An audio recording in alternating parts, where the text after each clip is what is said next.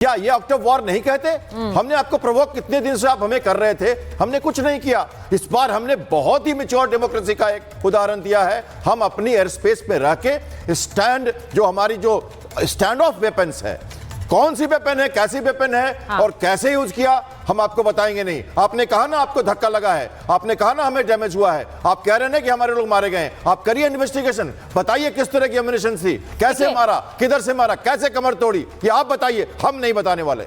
बड़ी बात है, हम नहीं बताने वाले हैं। और कैप्टन श्याम कुमार, जैसा आप कह रहे हैं, मैं फिर कहूंगी, कर्नल नैन और आप रात से हमारे साथ जुड़े थे, और रात में जब ये हमला हुआ उसके बाद हम बात कर रहे थे, अचानक से जो इनपुट्स आने लगी उसके बाद पता चला कि स्केल ऑफ ऑपरेशन क्या था। स्केल ऑफ ऑपरेशन, मैं एक बार जरा बड़ी खबर बता देती हूं। यूएनएससी के देशों को ऑपरेशन सिंदूर की जानकारी दी गई है। ये जानकारी विदेश मंत्रालय में राजनयिकों को दी गई। जानकारी विदेश मंत्रालय ने बुलाए यूएनएससी के देशों के राजनयिक, यूएस, रूस, फ्रांस के राजनयिकों को विदेश मंत्रालय ने ब्रिटेन और चीन के राजनयिकों को भी इसकी जानकारी दी है। अब देखिए, जो डिप्लोमेटिक चैनल्स हैं वो हमने शुरू से खोल कर रखे हैं। जब हमला हुआ सभी ने आकर हमारे साथ खड़े होकर कहा कि हम, Bharat has a right to respond. मैं एक बार मेजर जनरल सिंह आपसे पूछ रही हूं, ये जो एक बड़ी स्ट्राइक पाकिस्तान के अंदर की है, क्योंकि पाकिस्तान कह रहा है आपने हमारे होमलैंड पर हमला किया है, और आपने जो हमला किया है हमारा, ये this is an act of war. देखे, पाकिस्तान को शीशे में देखने की जरूरत है। यस। क्यों? पहलगाम में उन्होंने क्या किया? जो भी हमारे देश में ये टेररिस्ट अटैक कर रहे थे वो एक्ट ऑफ वॉर नहीं है? हाँ। तो इनको अभी शीशा नजर आ रहा है। दूसरा है कि पहली बारी जो डीजी आईएसपीआर की इसने प्रेस स्टेटमेंट आई है, और उसकी एक प्रेस स्टेटमेंट भी आई है, उसमें उसने ऊपर से लेके नीचे तक सारे टेररिस्ट ऑब्जेक्टिव्स थे उनका कवर किया है कि कैसे नुकसान हुआ है उनका। इसका मतलब है कि उन्होंने फाइनली इस समय इंटरनेशनल अरेना में उस वहाँ पे एक्सेप्ट किया है कि हमारे टेररिस्ट ऑपरेट कर रहे थे, टेररिस्ट हमारे हिस्सेदार हैं, टेररिस्ट हमारे एक तरह के पैरामिलिट्री फोर्स है। और क्यों मैं बोल रहा हूँ पैरामिलिट्री फोर्स? आज देखें जो भावलपुर में उस शव को, ये जो फ्यूनरल कर रहे थे सेरेमनी, उनको नेशनल फ्लैग में डाला है। हो सकता है कोई सीनियर अफसर भी हो वहाँ पे। तो उससे साफ जाहिर होता है कि terrorism is state policy of state, instrument of Pakistan policy, उसका डॉक्ट्रिन है सब कन्वेंशनल वॉरफेयर, और उसको प्रैक्टिस करते हुए पाकिस्तान ने अपनी आप मार खाई है। मैं ये बताना चाहता हूं कि देखो, परवेज मुशर्रफ के बाद जो आए परवेज कियानी, उन्होंने बड़े धीरज में बोल रहा हूं, पाकिस्तान स्टैंडर्ड से बैकड्रॉप पे चले गए। उन्होंने कोई पॉलिटिकल इंटरफेरेंस पब्लिक में नहीं आने दी, और कमर बाजवा तक काफी हद तक वो वैसे रहा। उन्होंने बल्कि कमर बाजवा ने एक न्यू डॉक्ट्रिन निकाली थी, पीस और टेररिज्म को मिटाओ पाकिस्तान अगर तरक्की करना चाहता है। पर ये आसिम मुनीर आके, जो एक मुल्ला जनरल है, इसने पूरा ना जो रिवर्स साइकिल में कर दिया है अपने देश को, और इसको सारी जिंदगी ये पछतावा रहेगा कि 16 अप्रैल की जो मैंने स्पीच दी थी पाकिस्तान रिपैट्रिएट्स को, वो मैं ना ही मुंह खोलता, ना ही मेरे ऐसे लफ्ज निकलते जिससे कि पाकिस्तान की अभी मैं बर्बादी कर रहा हूँ। ये पहला चीफ होगा जो कि पब्लिक टारगेट कर रही है।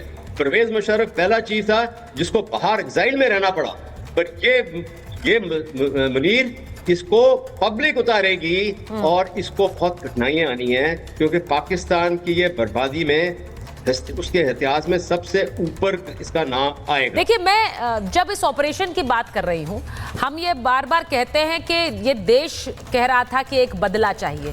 सेना ने उस पर एक्ट किया है, सेना ने दिखा दिया है कि हमारा मादा क्या है। ये एक कंबाइंड ऑपरेशन था आर्मी, एयरफोर्स और नेवी का, और ये जॉइंट ऑपरेशन करना अपने आप में, और इतने कम समय में, कर्नल नैन, इतने कम समय में, क्योंकि जिस दिन पहलगाम का हमला हुआ उसके बाद से देश कह रहा था कि जवाब चाहिए, बदला चाहिए।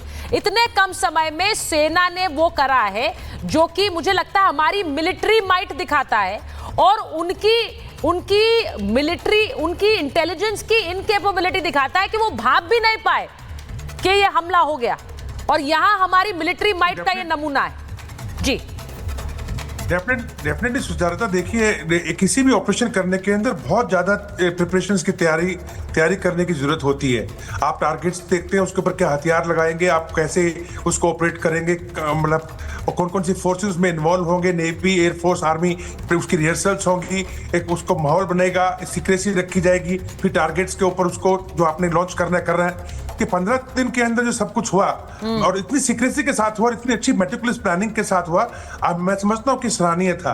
अगर आप मुझे इजाजत दे तो मैं एक चीज बोलना चाहता हूँ, अगर मैं आप इजाजत दी मेरे को सुचारुता, तो देखिए सुचारुता, जहां तक सवाल है जनरल आसिफ मुनीर का, मेरा निजी मानना है ये आदमी एक बहुत रेडिकल इंसान है और डेफिनेटली ये कुछ ना कुछ फितूर इसके दिमाग में आएगा और ये कुछ ना कुछ करेगा। जैसे कि हमने देखा है कि पीओके के अंदर भी हर पोस्ट के साथ में एक लॉन्चिंग पैड है, यानी लगभग 140-120 के करीब लॉन्चिंग पैड है। 40 के करीब हमारे पीओके के अंदर इन्होंने टेररिस्ट कैंप बनाए हुए हैं, और भी कैंप हैं अभी जो बचे हुए हैं, जो इन्होंने उखाड़ दिए तंबू वगैरह।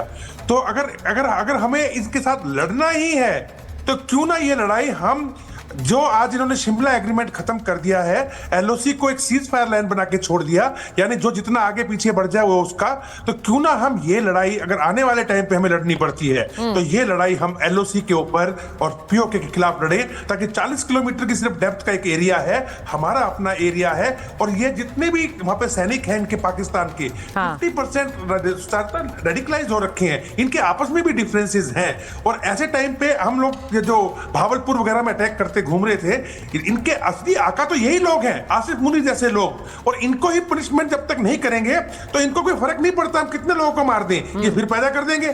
तो सबसे सही सबक सिखाने का टाइम अब ये है कि इस पाकिस्तान की रेडिकल सेना और इसके जो आसिफ मुनीर है, इसको सबक सिखाया जाए। तो अगर ये कोई हिमाकत करते हैं, मेरा निजी मानना है कि हमें ये स्टेप लेना चाहिए। आप ये कह रहे हैं कि पाकिस्तान की सेना has to be on target, क्योंकि जब तक वो नहीं होगा तब तक आतंकी एक नहीं 100 पैदा करते जाएंगे। इनकी तो फैक्ट्री लगी हुई है वहां पर सर, और वो फैक्ट्री से रोज हर रोज आतंकी चर्न आउट हो रहे हैं और उनको बाहर भेजा जा रहा है। भले ही एडमिशंस करते हैं अंतर्राष्ट्रीय मीडिया में जाकर के, हमने दंश झेला है, 3 दशक तक हमने आतंकी पाले हैं, लेकिन हम भी तो झेल रहे हैं, लेकिन उन पर क्रैकडाउन नहीं है। और ये जो बात अभी कर्नल नैन ने कही है, मैं आपसे पूछूंगी कि आसिम मुनीर की जो जिस तरह का वो व्यक्ति है, वो कुछ ना कुछ वापस रिटेलिएशन के लिए प्लान बनाएगा, ये वो कह रहे हैं। आसिफ मुनीर बेसिकली पाकिस्तान आर्मी में 2 टाइप के जनरल हैं, एक विस्की जनरल और एक आसिफ मुनीर मुल्ला जनरल। तो unfortunately Asif Munir belongs to the fraternity of मुल्ला जनरल। इसका बाप खुद जनरल था और 1995 में मिलिट्री कू के आरोप में उसको प्रीमेच्योर सैक किया गया था। और ये ऐसा आदमी था कि जिसको मरकज का ये मेंबर था, इसका फादर। आप लोग मरकज के बारे में जानते होंगे, जो कि इस्लामिक एजुकेशन रेडिकलाइजेशन को पूरे दुनिया में प्रोपोगेट करते हैं। This father was a Pioneer being in uniform. सबसे बड़ी सरप्राइज की बात है, तो पाकिस्तान मिलिट्री में कू के आरोप में 1995 में इसका बाप ऑलरेडी सैक हो चुका है। ये मुल्ला जनरल है और ये मुकद्दर से इसको मिल गया जनरल बाजवा के बाद ये tenure. He had been ISI chief. आपका फरवरी 2019 हुआ तो यही तो आईएसआई चीफ था। आप जो इसने 20-25 दिन पहले नॉन रेजिडेंट पाकिस्तानी की मीटिंग में जो बयान दिए, आप क्या उस बयान को नॉर्मल समझते हैं? 1947 की फिलॉसफी को इसने रिपीट किया है, 1940 में पाकिस्तान के फाउंडेशन की फिलॉसफी को रिपीट किया है। आप इस जनरल से सॉफ्ट चैट कन्वर्सेशन से दोनों देश में कभी शांति हो सकती है? हो ही नहीं सकती।